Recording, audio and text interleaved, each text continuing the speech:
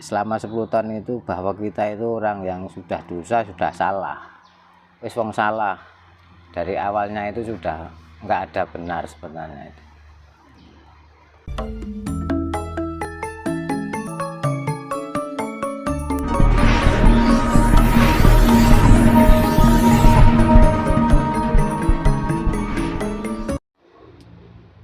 Sugeng sonten Mbah Muluk Rahayu. Rahayu sugeng sonten. Sehat nggih Mbah. Dulur nggih, kewarasan. Rahayu lujeng. Mbah niki kula kan sampun ping 3 nggih kepanggih panjenengan. Nah, niki sing dados penasaran kula. Mbah Muluk kan sudah 10 tahun nggih hidup di tengah hutan sendirian tanpa ada penerangan dan lain sebagainya. Nah, pengalaman apa Mbah selama 10 tahun tinggal di hutan sendirian Mbah? Monggo Mbah bisa diceriyosaken dulu. Nggih, nek masalah kula wonten alam semesta wonten tan 10 tahun, karena dulunya saya itu kan harus nyepi, harus menyendiri, isolasi diri itu kan hanya menginginkan dan mengetahui tentang diri sendiri, tentang manusia dan tentang semesta alam. Yang saat ini hanyalah kedamaian jiwa. Itulah kerinduan zaman alam, kerinduan jiwa bagi saya. Sing kula alami gini, kasunyatan alam. Alam itu ternyata, alam itu selalu berbagi kepada manusia, kepada makhluk. Sama, kita itu sebenarnya sama. Dia juga mengetahui kita seharusnya mengetahui tentang alam. Saya belajar dari alam, dari makhluk-makhluk alam, hingga dari yang adanya burung, pepohonan, dedaunan. Itu kadang nafas-nafas kita kan menyambung ke situ. Terus jiwa-jiwa kita, kolbu-kolbu kita itu merasuk ke situ. Makanya kalau sudah mengetahui seperti saya itu, apa yang diciptakannya Sang Yang Agung, apa yang diciptakannya semesta alam di ini kan dipelihara, dilindungi, nggak boleh dirusak. Ya biarpun tangkai seperti itu yang di alam itu seperti itu, ya memang itu dibikin seperti itu. Allah menciptakan, misalkan Allah Tuhan kita, Gusti kita, Sang Pangeran kita menciptakan alam semesta itu kan untuk kehidupan, menghidupi dan semua makhluk. Kalau dirusak, sudah diciptakan bentuk wujud seperti itu terus dirusak, terus seperti keseimbangannya kan kurang, keseimbangan diri kita. Tahu alam harus keseimbangan diri kita, keseimbangan pikiran, batin, atau jiwa, kolbu, kita kan harus selaras. Kalau sudah mengetahui seperti itu, kita kan sudah takut, nggak berani istilahnya berbuat yang tidak baik lah kepada apa saja, kepada makhluk atau kepada sejenis kita, makhluk kita, sesama manusia. Saya menyadari di hutan mriki selama 10 tahun itu bahwa kita itu orang yang sudah dosa, sudah salah. Wis wong salah. Dari awalnya itu sudah nggak ada benar sebenarnya itu. Benar itu hanya ucapan-ucapan semu. Misalkan sebenarnya itu sudah benar, tapi sebenarnya ya salah. Misalkan saya di sini sudah sepi sendiri, terus sekiranya ada kesalahan orang atau menyalahi kita, ya salah saya. Salah saya selama ini di sini berarti saya kurang mengibadkan diri kepada Sang Yang Agung. Dan kita tahu kiblat, kalau di alam semesta itu mengenal alam semesta itu tahu kiblat.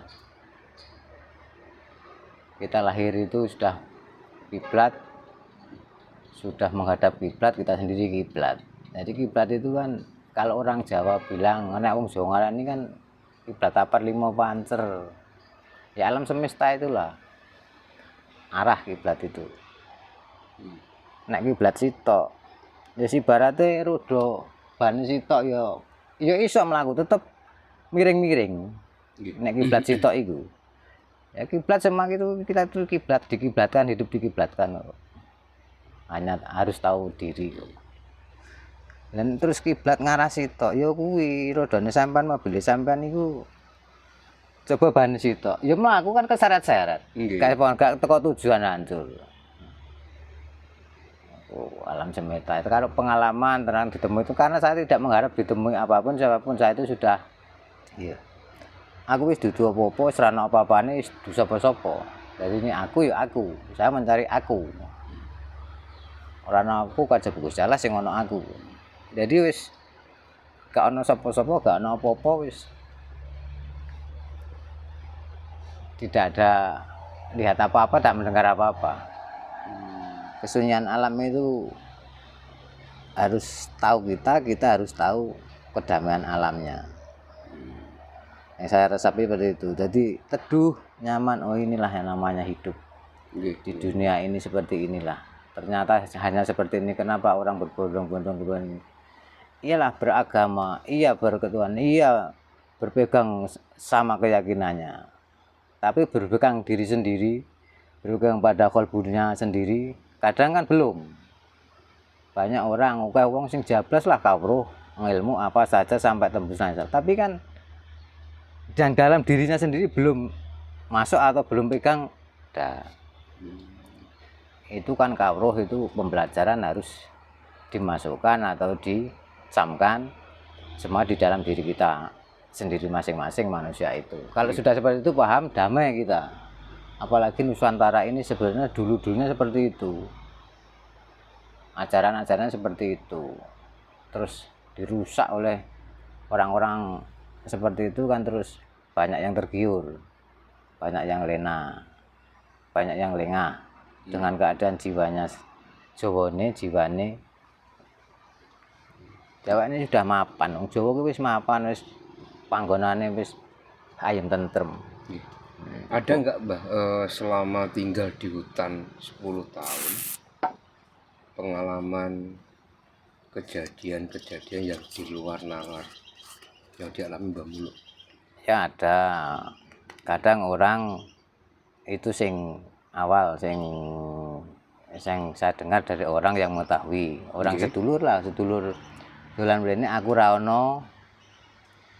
Kadang ada orang tua semuanya putih duduk di sini, dia bilang kemarin aku datang Pak tenggene sampean, kok sampean gak ono, malah ono kadose kanca sampean kok ono wong rambut putih kabeh iku. Lho aku gak duwe kanca nang kono. Aku dhewean, aku lagi teko lunga iki mau kok.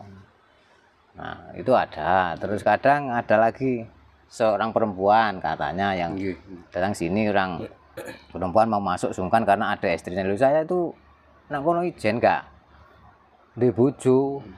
Aku wis mati, wis gak mikir teko semono, wis tertutup semua. Tentang duniawi seakan-akan sudah tertutup semua. Jadi aku ora duwe bojo ngono-ngono gak duwe. Terus lho kok ono wong wedok nang kono Mbah, aku sungkan, aku balik. Itu ada kejanggalan seperti itu. Tapi saya kan tak sambil lalu. Itu apalah. Itu mungkin halusinasi orang yang datang. Dan didatangi juga orang yang anak-anak orang tua datang jam 4 sore juga pernah. Tanya, saya tanya diam. Saya kasih rokok diam, akhirnya pergi sampai tepuk pundak pernah. Terus ada saya jatuh itu pas di lahan ini sing jembar iki ono tiba merah. Makanya saiki enggak tumbuh iku, melingkar bunder. Rimbun, semak belukar, rumput banyak kan sekeliling. Tapi itu melingkar iku enggak tumbuh iku. Tanah halus iku. Padahal itu yang lainnya kan kabeh iku kebak. Rumput iku tak golek. Tapi saya kan enggak condong seperti itu. Apapun sing tak delok, apa sing tak ngerteni, sing tak alami, sing ditemoni siapa saja, saya kan tidak mengan seperti itu. Iya. Aku ora butuh mbok temoni sapa wae. Seakan-akan malaikat pun saya tolak karena saya ingin ketemu saya sendiri, ingin ketemu jati diri, atau ingin ketemu yang menciptakan saya itu sebenarnya kok seperti ini itu bagaimana, dan siapa yang namanya Gusti itu apa, Tuhan itu apa, Allah itu apa, sebenarnya apa. Ternyata semuanya nggak bisa dicari atau jawaban itu nggak ada hingga sekarang. Karena apa? Jawabannya sudah satu dat kita sudah disahkan, ya sudah dat kita. Jadi ya Allah kita ya Allah, Tuhan Gusti ya kita, Gusti tinggal sebutan kita. Maka dimanapun tempat kita kalau sudah menyebut yang namanya dat kita itu, ya di situ ada dat sama. Makanya saya belajar dari alam. Oh, itu dat saya, pohon dat saya, dat semua makhluk, burung itu dat sama dat. Hanya saja beda bahasa, beda bicara atau beda bentuk. Sebenarnya sama. Sak tenane podo kabeh. Ini belajar dari alam, menyatu dengan alam itu damai, sejuk, teduh. Ini seakan-akan wis tertutup telinga. Jadi wis ora ana apa-apa. Wis gak ana sapa-sapa, gak ketok apa-apa, gak ketok sapa-sapa. Tuh, kadang saya pudarkan kok seperti ini. Kalau tahu sebenarnya hal manusia seperti ini kan, manusia nggak mau hidup lama-lama. Kalau hal tahu sebenarnya hidup di dunia itu sebenarnya tahu, nggak mau hidup lama-lama, ingin segera pulang. Ya tahu halnya. Ternyata yang dinamanya kan neraka sengsara. Nah, neraka itu bahasa, itu neraka sengsara ini dunia itu. Setelah nantinya kembali, kita kan sudah kembali damai tentram. Nggak ada itu, sudah yang namanya gale kangkung ya kosong. Di sana itu sudah kosong. Kalau sudah tahu, oh ning donya ngene, nggak mau lama-lama di dunia. Pastinya ingin kembali secepatnya ke Sang yang Maha. Gusti Kang mati itu ya diri kita sendiri, ya di dalam kita sendiri.